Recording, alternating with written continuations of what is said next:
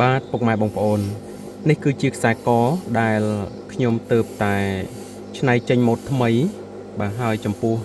ຂະຫນាតគឺຂະຫນាត8លីសម្រាប់អង្កាំដែលសាងឡើងពីថ្មក្រមួនទឹកឃ្មុំហើយចំពោះឡតជ្រុងក៏មានទំហំ8លីដែរប្រវែង15លីបាទហើយខ្សែកនេះបើពលាទៅគឺ7ទឹកជាងសម្រាប់បងបុរសពាក់ទៅធ្លាក់ដល់ត្រឹមចុងដង្ហើមមកសមមកស្អាតពុកម៉ែបងប្អូនបាទអញ្ចឹងសម្រាប់ការដោតគឺយើងដោតឆ្លាស់3គ្រាប់ឡត1អង្កាំ3គ្រាប់ឡត1បាទហើយចំពោះអង្កាំថ្មក្រមួនទឹកឃ្មុំគឺមាន59គ្រាប់បាទចំណែកឡតដែលសាងឡើងពីថ្មខ្មៅគឺមានចំនួន20គ្រាប់បាទហើយជាមួយនឹង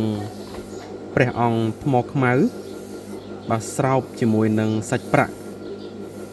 បាទឆ្លាក់រចនាបថផ្ចាញ់មាពុកម៉ែបងប្អូនបាទ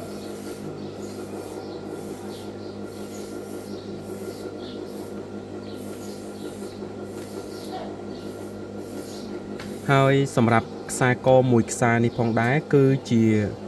ម៉ូដថ្មីតូចល្មមមិនតូចពេកហើយក៏មិនធំពេកដែរຂະຫນាត8លីគឺពាក់បានមិនថាចាស់មិនថាក្មេងមិនថាវ័យណាគឺសុទ្ធតែអាចពាក់បានហើយបាទຂະຫນាតនេះគឺជាຂະຫນាតតូចល្មមបាទហើយក៏មិនធ្ងន់ទេបាទមិនធ្ងន់ទេចំពោះតម្លៃសម្រាប់ខ្សែកមួយខ្សែនេះពុកម៉ែបងប្អូនបានសរុបមួយឈុតតែម្ដងគឺ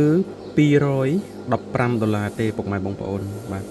ទីនេះជូនថាគឺជាថ្មធម្មជាតិសុទ្ធ100%មិនមែនជាថ្មស្លចាក់មិនមែនជាថ្មនាំចូលនោះទេពុកម៉ែបងប្អូនបាទគឺធ្វើឡើងដោយស្នាដៃកូនខ្មែរថ្មដុះនៅក្នុងទឹកដីខ្មែរយើងបាទ